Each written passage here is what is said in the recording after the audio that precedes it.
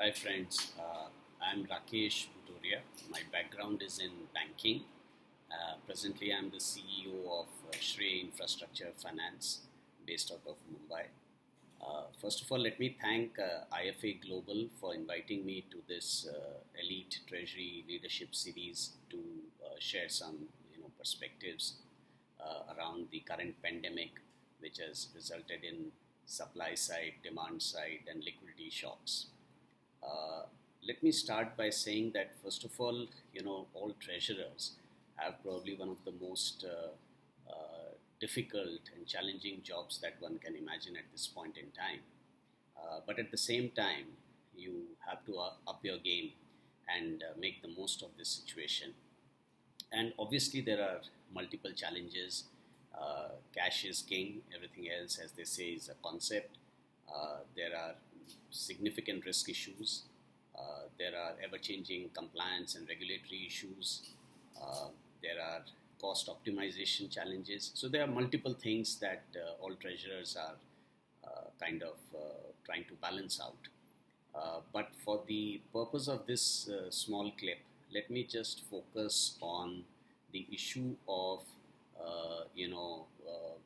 better looking at counterparty risk, be it in the supply chain, be it with the variety of lenders that you have on your balance sheet, be it with your clients, because ultimately that is what drives the cash flow projections.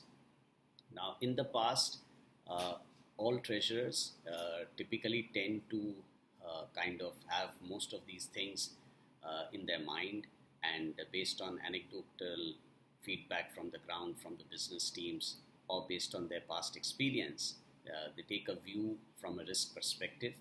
But most treasuries, I believe, especially in the mid caps and many of the large caps also, don't have a formal counterparty risk management system.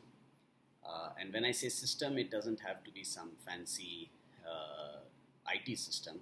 What I mean is an organized way of looking at counterparty risk. And let me just take one or two examples.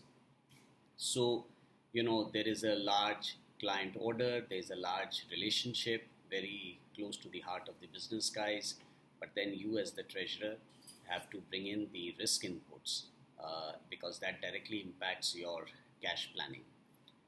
And that has to happen through a very disciplined approach of studying their ratings, their annual reports, the sectoral impact, regulatory impact, and therefore it requires a very disciplined approach and a systemic approach to look at risk, measure it, and then communicate it to your CEO, to your senior management teams.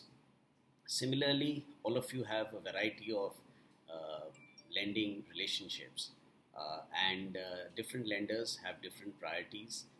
The global lenders have their global challenges. So, the changing mindset and strategies of these individual lenders is very important to be tracked very, very closely, because that will tell you where your next round of funding will come from, at what price, what terms, and it's very important to be extremely agile in this risk management